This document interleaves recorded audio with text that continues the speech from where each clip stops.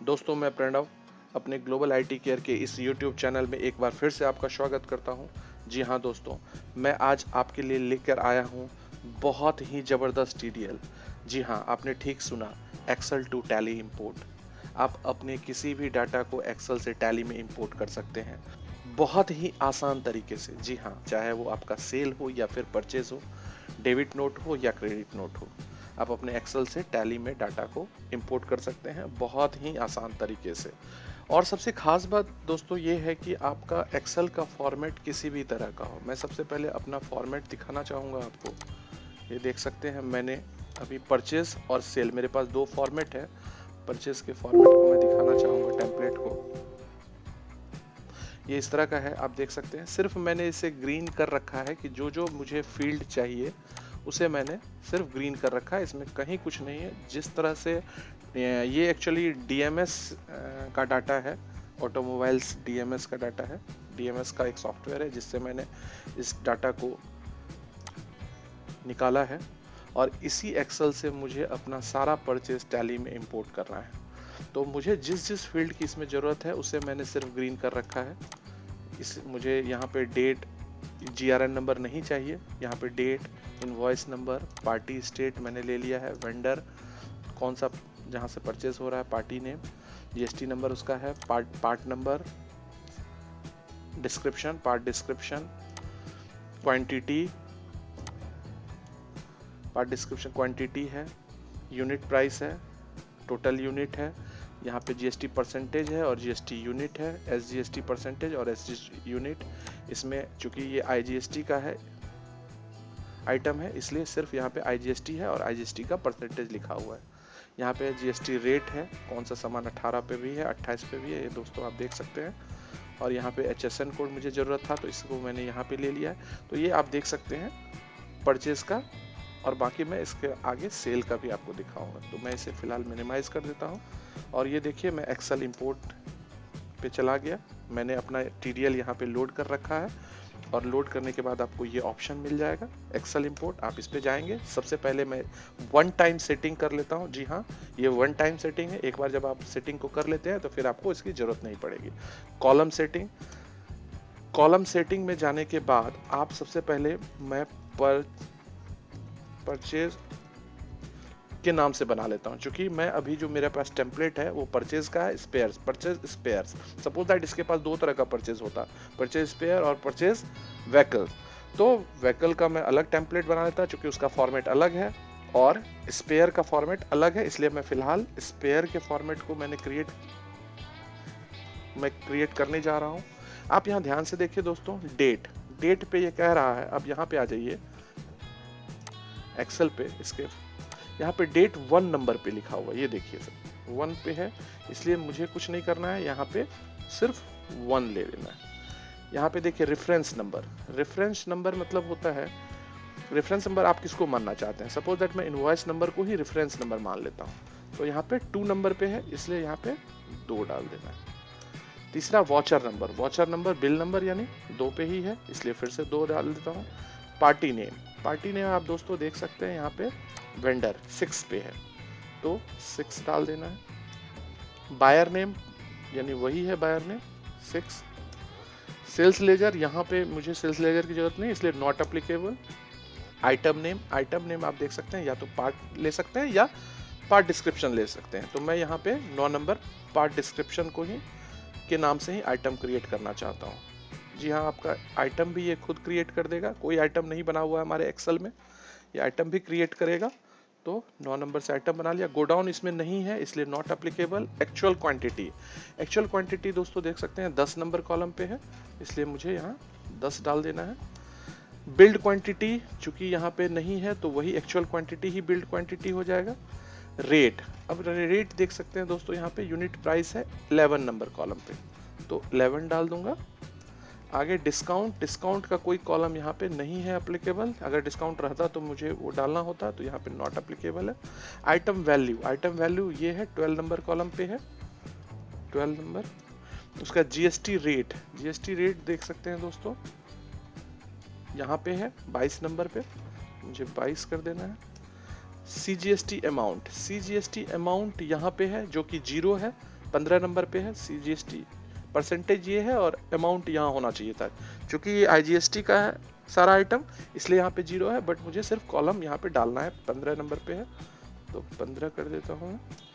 SGST amount 17 पे है, 17 डाल देता हूँ। और IGST अमाउंट 19 पे है, देख सकते हैं, 19 डाल देना है। 90। नरेशन, आप नरेशन कुछ भी ले सकते हैं, इसमें कोई भी कॉलम में नरेशन ले सकते हैं। सपोज दैट मुझे इनवॉइस नंबर को नरेशन बनाना है, या अगर नरेशन कॉलम होता तो वो डाल देता। इसमें नरेशन कॉलम नहीं है, तो मुझे जो भी आप डालना चाहते हैं, सपोज दैट मैं पार्ट नंबर या कुछ भी, सपोज दैट मैं यहाँ पे कर देता हूँ इनवॉइस नंबर को ही बना देता हूँ नरेशन। तो चलिए 2 नंबर कर देता हूँ, 2 नंबर। पार्टी GSTN नंबर आप देख सकते हैं, यहाँ पे GSTN नंबर का कॉलम है 7 डाल दिया मैंने। पार्टी स्टेट 5 नंबर पे है, 5 डाल दिया मैंने। आइटम डिस्क्रिप्शन अगर लेना चाहते हैं ले सकते हैं, नहीं लेना चाहते हैं आप छोड़ सकते हैं इसे। मेरे पास यहाँ पे डिस्क्रिप्शन है 9 नंबर पे, तो मैं अगेन 9 नंबर डाल देता हूँ। एडिशनल लेजर, दोस्तों यहाँ पे खास चीज है कि अगर एडिशनल लेजर भी आप यूज करते हैं, सपोज दैट बिलिंग के बाद, टोटल आइटम होने के बाद अगर आप फ्रेट चार्ज या फिर एडिशनल डिस्काउंट, कैश डिस्काउंट या कुछ इस तरह का लेजर यूज करते हैं, तो आप उस कॉलम को भी यहाँ पे एडिशनल लेजर के तौर पे सेट कर सकते हैं। मेरा यहाँ पे नहीं है, इसलिए मैं नॉट एप्लीकेबल कर देता हूँ। इस तरह के 3-4 कॉलम बने हुए हैं, 3 कॉलम तक आप यूज कर सकते हैं, कुछ भी एक्स्ट्रा आपके पास अगर लेजर हो तो। आइटम HSN मास्टर है, तो HSN यहाँ पे मेरे कॉलम जो है वो है 28 पे, तो मैं 28 डाल दूंगा। उसके बाद आइटम यूनिट यानी पीस बॉक्स, मेरा यहाँ पे पीस बॉक्स लेने की मुझे जरूरत नहीं है, वो मैं आगे दिखलाऊंगा, नॉट एप्लीकेबल कर दिया मैंने। परचेज डेट आप देख सकते हैं दोस्तों 1 नंबर पे है, तो यहाँ पे मैंने 1 कर दिया। और डिस्काउंट लेजर नहीं है, नॉट एप्लीकेबल। पार्ट नंबर भी आपको उठाना है तो आप ले सकते हैं, आप लेने का हो अगर लेना चाहते हैं तो आप डाल दीजिए, मुझे नहीं चाहिए तो नॉट एप्लीकेबल मैंने कर दिया। आइटम डिस्क्रिप्शन आपको चाहिए तो वो भी ले सकते हैं, मुझे नहीं चाहिए तो नॉट एप्लीकेबल कर दिया, और फिर मैंने इसे सेव कर दिया। अब दूसरा टेम्पलेट ये बनाने बोल रहा है, दूसरा टेम्पलेट भी आप बना सकते हैं, उसको मैं अभी भी बना सकता हूँ, बाद में भी बना सकता हूँ, चलिए हम लोग बाद में देखेंगे सेल्स का टेम्पलेट को। ये सेटिंग हो गया। अब सेल्स लेजर एक बार, ये 1 टाइम है दोस्तों। सेल्स मेरा देखिए यहाँ पे क्रिएट किया हुआ है 0%, 12%, 28%। अगर आप नहीं करना चाहते हैं इस तरह से तो कोई दिक्कत नहीं है, इसे आप ब्लैंक भी छोड़ सकते हैं। सेल्स लेजर उसी तरह मैंने एक बार फिर से क्रिएट कर रखा है, आपको जरूरत नहीं है तो आप इसे छोड़ भी सकते हैं। परचेज लेजर देखिए 0 परचेज 12, 18, 28, अगर आपको जरूरत है तो कीजिए, नहीं तो मत कीजिए, कोई दिक्कत नहीं। आप इसे स्किप कर दीजिए और अब यहाँ पे चले आइए इंपोर्ट वाया एक्सेल। अब यहाँ पे सबसे पहले देखिए एक्सेल का पाथ, यानी कि ये जो आप टेम्पलेट देख रहे हैं इसका पाथ कहाँ पे है, इसे देना है। तो आप यहाँ पे, ये रहा मेरा टैली का फाइल, सॉरी एक्सेल फाइल, इसका मैं प्रॉपर्टी पे जाके सिक्योरिटी के अंदर इसका मैं जो एक्चुअल पाथ है वो कॉपी कर लेता हूँ और फिर यहाँ पे मैं इसे पेस्ट कर दूंगा। ये हो चुका है। अब यहाँ पे कॉमन लेजर आप ले सकते हैं, सेल्स का सेल, परचेज, CGST को CGST के साथ, SGST को SGST के साथ, IGST को IGST के साथ, और राउंड ऑफ अगर करवाना है तो राउंड ऑफ को भी आप ले सकते हैं, नहीं करना है तो आप छोड़ सकते हैं, मैं राउंड ऑफ कर देता हूँ। और फिर जो एडिशनल लेजर है वो यहाँ पे आप मैपिंग कर देंगे। मेरा यहाँ कोई एडिशनल लेजर नहीं है, डिस्काउंट लेजर नहीं है, इसलिए मैं नॉट एप्लीकेबल कर देता हूँ। और कॉलम टाइप में यहाँ पे जो मैंने बनाया था वहाँ पे परचेज स्पेयर्स, वो यहाँ पे आ चुका है, इसे मुझे सेलेक्ट करना है और यस कर देना है, और फिर से एक बार यस कर देना है। दोस्तों देखिए बहुत ही फास्टली ये सारे आइटम को इसने प्रीव्यू में ये दिखा रहा है। यहाँ पे एक बार प्रीव्यू में दिखा रहा है कि ये जो आप रेड देख रहे हैं ये सारा जितना भी वेंडर का नाम है वो अभी क्रिएट नहीं है, तो बहुत आसान है क्रिएट करना। अगर ये 1 टाइम ये चुकी है, ये अगर पहले से क्रिएट रहता तो फिर ये ऑलरेडी ब्लैक रहता और फिर मुझे क्रिएट करने की जरूरत नहीं पड़ती। तो क्रिएट लेजर ये नहीं है, इसलिए मुझे क्रिएट लेजर कर लेना है। और सिंपल सा ये सेंड्री क्रेडिटर है या डेटर है, ये चूंकि मैं परचेज कर रहा हूँ क्रेडिटर होगा, क्रेडिटर सेलेक्ट करके यस कर देना है। आप देख सकते हैं ये देखिए सारा ब्लैक हो चुका है, तो ये हो चुका है। अब यहाँ पे पार्ट डिस्क्रिप्शन यानी आइटम नहीं बना हुआ है इसलिए सारा रेड दिखा रहा है, तो मैं इसे क्रिएट कर लेता हूँ। क्रिएट आइटम में जाके, ये स्पेयर है या व्हीकल है आप ले सकते हैं इसे, ये चूंकि स्पेयर है मैंने ले लिया।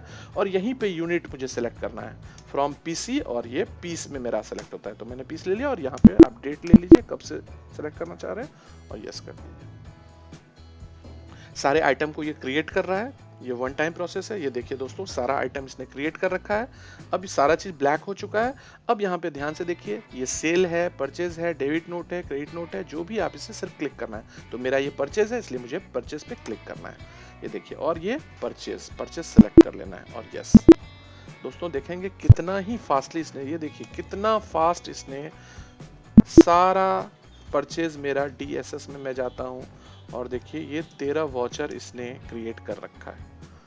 आप देख सकते हैं यहाँ पे TVS के साथ रोहरी मोटर्स है, ये परचेज इनवॉइस नंबर ये है। और ये देखिए आप दोस्तों, GST IGST सारा चीज लगा हुआ है इसमें। ये IGST का परचेजिंग था, रोहरी मोटर्स ये CGST SGST लोकल परचेज था। तो आप देख सकते हैं ये परचेज मेरा क्रिएट हो चुका है। अब मैं इसी तरह सेल भी दिखाता हूँ आपको एक बार। दोस्तों अब देखिए, ये एक सेटिंग जो कॉलम सेटिंग में था परचेज स्पेयर के लिए, जो ये मैंने कॉलम सेटिंग कर रखा है, ये बिल्कुल अब सेव हो चुका है। वन टाइम था, मैंने फिर से मैं बतला रहा हूँ आपको कि इसको बार बार करने की जरूरत नहीं है। अब मैं सेल का करते हैं, हम लोग सेल का टेम्पलेट को एक बार खोलते हैं। सेल का भी मैंने उसी तरह से इसे सिर्फ जो मुझे कॉलम चाहिए है, जो इम्पोर्टेंट है मेरे टैली में इंपोर्ट के लिए, बस उसको मैंने येलो कर रखा है ताकि मुझे समझ में आ जाए कि कौन से कॉलम को मुझे लेना है। बस इतना सा ही मैंने किया है और कुछ भी चेंज मैंने नहीं किया है। अभी मैं दिखलाता हूँ, टाइम में चलते हैं और कॉलम सेटिंग में, और अब यहाँ पे हम कर लेते हैं सेल्स का एक क्रिएट कर लेते हैं। सेल्स का करने के बाद अब देखिए यहाँ पे भी डेट मांग रहा है, तो आप डेट देख सकते हैं 4 नंबर पे है, तो यहाँ पे सिर्फ 4 डाल देना है। फिर रेफरेंस नंबर हम लोग इनवॉइस नंबर को ले लेते हैं, 3 नंबर डाल दिया। इनवॉइस नंबर भी 3 नंबर होगा, वाचर नंबर यानी 3 नंबर। पार्टी नेम है काउंटर, ये देखिए कस्टमर नेम काउंटर कस्टमर इसने बना रखा है, तो मुझे 7 नंबर सेलेक्ट करना है। बायर्स नेम भी यही होगा। सेल्स लेजर यहाँ पे नहीं बनाना है। आइटम नेम, अब देखिए आइटम नेम कहाँ से है, ये 10 नंबर मेरा आइटम नेम है। पार्ट नंबर को भी बना सकते हैं आइटम, और इसको भी बना सकते हैं। मुझे 10 को बनाना है, 9 बनाना है।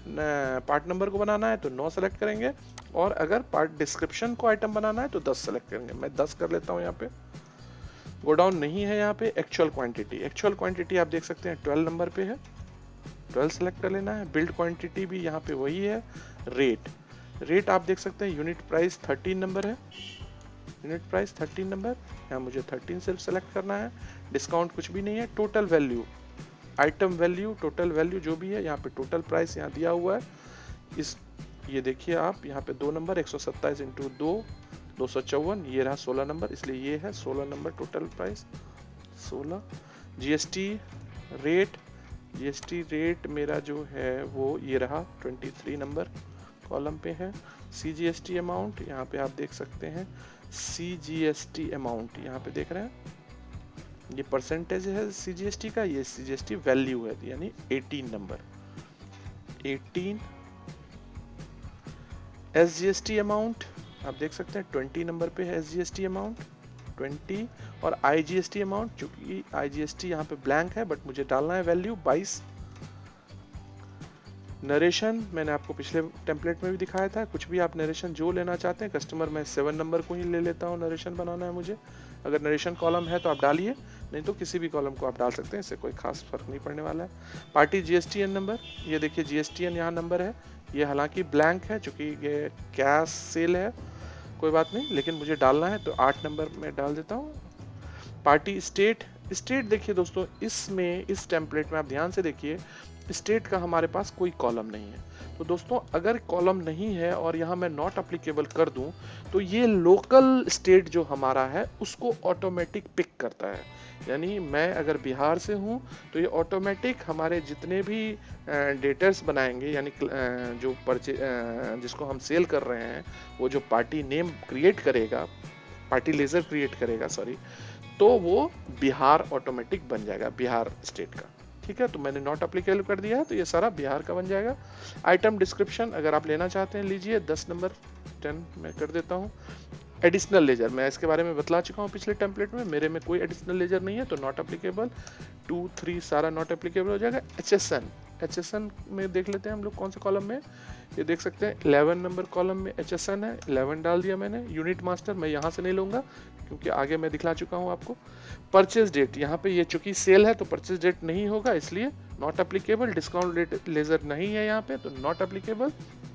अगर आप पार्ट नंबर लेना चाहते हैं तो ले सकते हैं, अगर नहीं लेना चाहते हैं तो नॉट अप्लीकेबल कर दीजिए। आइटम डिस्क्रिप्शन लेना चाहते हैं लीजिए, नहीं तो नॉट अप्लीकेबल कर दीजिए।